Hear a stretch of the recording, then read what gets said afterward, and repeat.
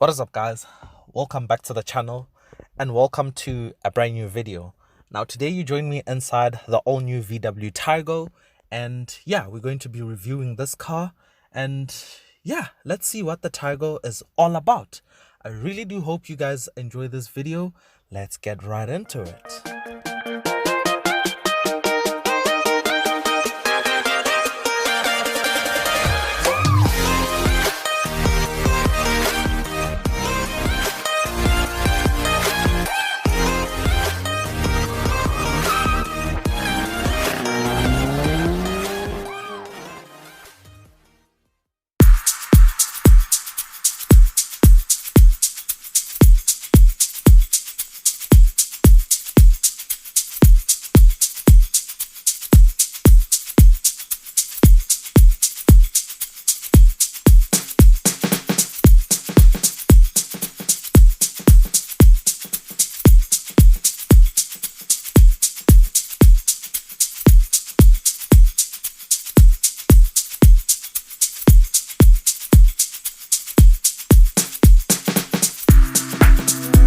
As I woke up one morning,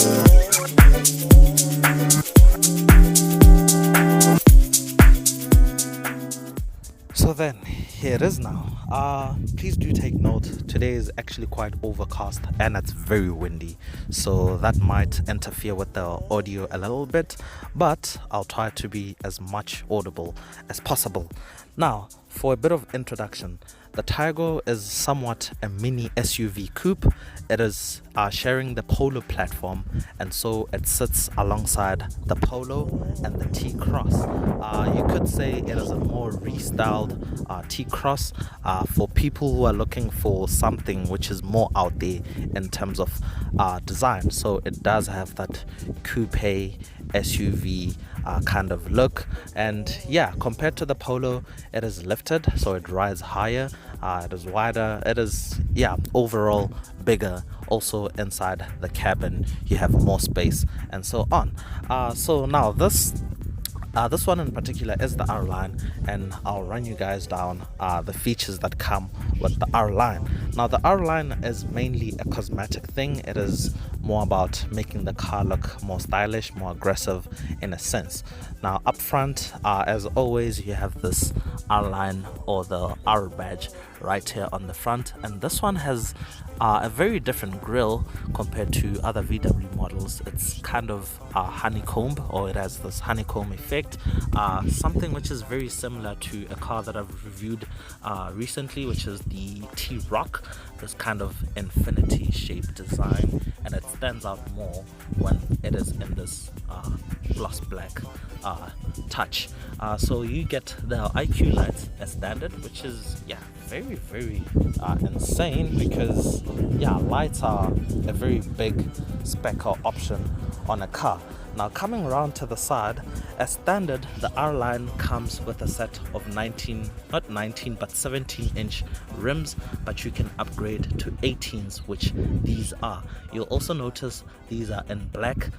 The black pack is an optional extra, and it does black out a few touches around the car, like this honeycomb thingy, the wheels and the mirror caps. Also some details around the back, which we'll see in a bit. You get this R badge right here on the side, of course specific to the R line. The overall design, I quite like the front. Like, it looks really good from this view. I do like it, but as you come to like the side profile, I get lost a little bit. I'm not really a fan of how the side profile looks, but now seeing it in person, you could say it's growing on me. The rear is my least favorite view. It looks a bit too lifted, but I guess it's an SUV kind of vehicle, so you can't really criticize it for that. But the rear is my least favorite view, but I do like this full width tail light bar. It looks absolutely cool and it lights up, unlike on the T-Cross. The T-Cross has a similar design, but only the main lights light up and not the full width bar. You have this Taigo badge right there in the middle. On the R line you get these exhaust cutouts, and then the black pack also extends right here on this part, and the exhaust shape cutouts, I guess you'll call them. Otherwise they would be chrome. Yeah, but looks are very subjective. I'm pretty sure there are many people out there who prefer this over the T-Cross rather. Remember, this is mainly a restyled T-Cross. But coming around to the interior, I'll just put the ignition off for now. You have, okay, lights back on auto. Okay, you have an R-line badge right here on the door kick plate. You also get R-line specific seats, which surprisingly are covered in Alcantara. Well, they're both cloth and Alcantara. Alcantara is a very nice touch. I like that. So, before I jump in, you also get aluminum paddles for the R-line. So if I take a seat, I'll close the door now. Just gonna move my seat a bit back.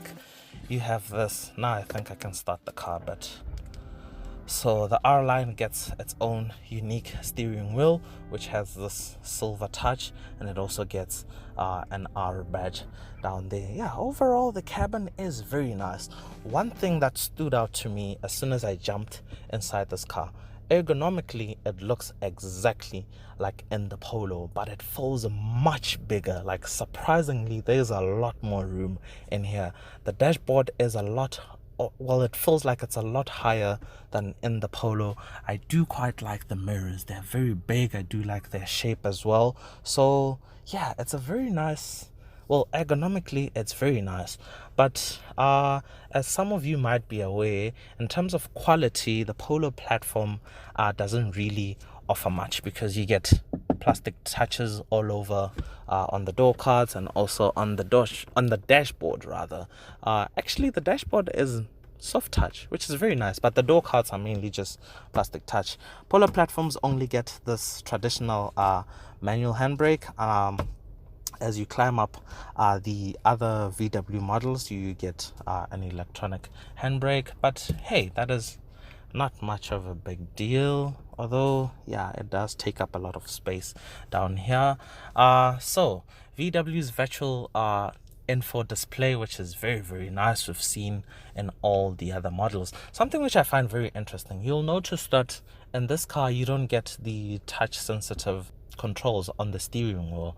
I think they are moving a bit back, but something tells me that that steering wheel is reserved for the more high-end models. So for the lower end cars, you get this more traditional controls, which are physical buttons, which is very nice. Most journalists or people complain that the touch sensitive ones don't work pretty well, so here you are getting more traditional buttons. Now this info display we've come to see a lot. You can change up the view here. You can literally, I wouldn't say it's customizable, but yeah, I was trying to put on the full width map. I don't know, maybe this car is not spec'd with navigation, because normally when you have navigation it does say nav here, but the owner still has the protective plastic cover, so I'm not going to remove that. But yeah, this is, I think, a 10.2 inch display, maybe an 8 inch. I think it's 8 inch. I can't quite remember the size of it, but yeah, the resolution is very nice. It's decently big, and yeah, the infotainment screen is the upgraded one. Standard, you get a much smaller one, which yeah, doesn't look as good as this one, but you do have a physical volume knob, unlike the finicky one that you get in like the Golf, where you have to slide your finger. The climate controls are still touch sensitive. They're not as bad to use. They're very responsive actually. So you just touch it and it is instantly responsive, and you slide for temperature changing. Yeah, it works really well. I mean, can't complain about that. This one is spec'd with keyless entry and keyless go, so you get this push engine start stop button, and yeah, the cabin is very nice, very spacious, I'd say. I've never been inside the T-Cross, but I'm pretty sure the T-Cross would be more practical than this car, because as you can see, the roof line back there actually cuts into the cabin, so headroom might be a bit limited. Now let's quickly discuss all the different trim levels and the pricing. Okay, so there's a choice of 3 different trim levels. The very base one is the Life, which starts from this price, followed by the Style, which starts from this price, and the top of the range is this car, which is the R-Line, which starts from this price. So guys, you join me inside the Taigo, and we're gonna take it for a quick drive. I need to readjust my seat. So let's have a feel of what this car is like to drive. So in this car, you only have a choice of 1 engine and 1 gearbox. And the engine is the 1 liter 3-cylinder turbocharged motor.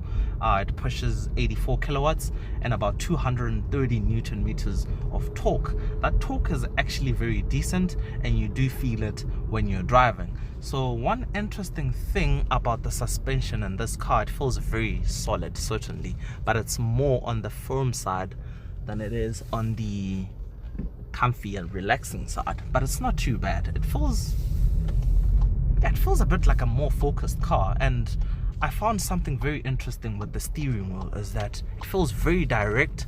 You feel a lot of vibrations coming through into the cabin through the steering wheel, which is something that you never really get in a car that is not performance oriented. But yeah, interesting enough, that's what you get in this car. So the performance, like I said, is actually very nice. The torque, you can easily pull away, you can easily overtake other vehicles, and yeah, it feels very punchy, to say the least. Currently driving in my hometown, which is a very busy day. Most of these cars actually spend their lifespan in these kind of settings.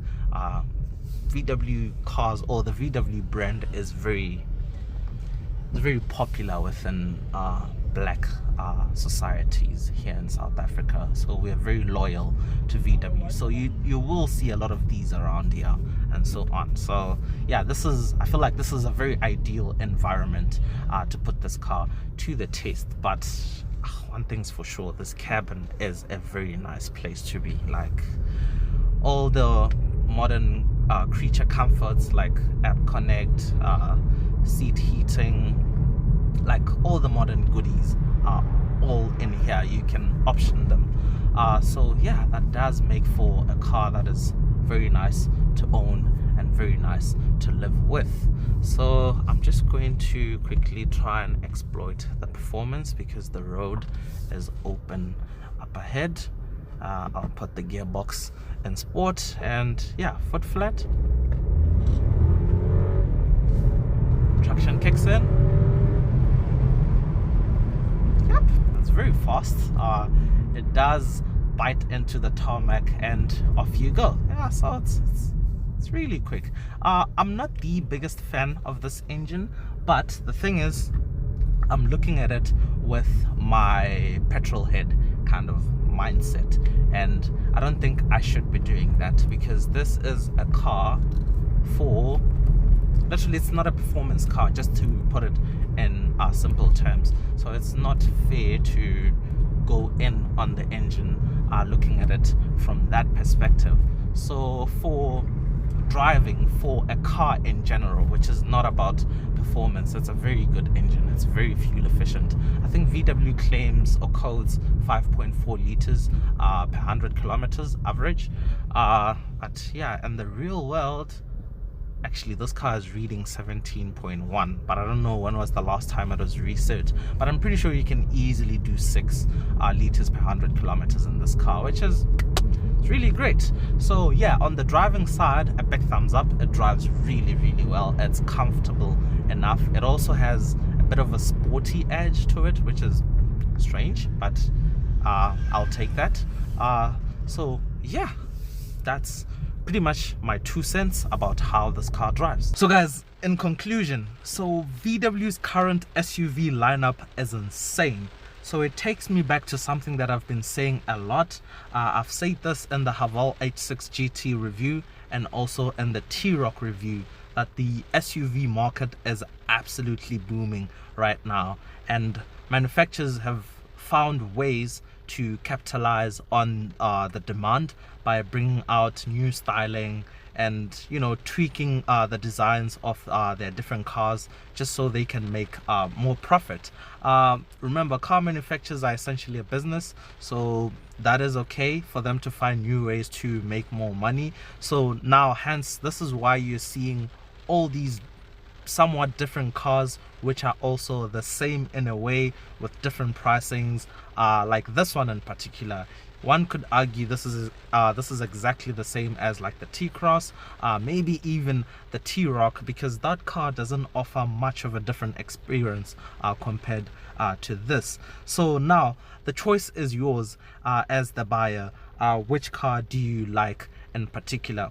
Now I think I would say I quite like the design of the T-Cross, but well, ever since I came for this review, this car is actually growing on me, so I am starting to like it a bit more. But I think I would consider going for the R-Line T-Cross over this one. Why? Because in that car you also get the 1.5 liter engine which comes with 110 kilowatts. So yeah, that car, the T-Cross R-Line, starts around 518,000 rands, and this starts at 513, so not much of a big difference. But like I said, the choice is yours. There's so many different cars to choose from, so yeah, it's quite difficult, but this is really a nice package. It's a very nice car to drive, it's very nice to live with, and yeah, you make the decision. I really do hope you guys enjoyed this video.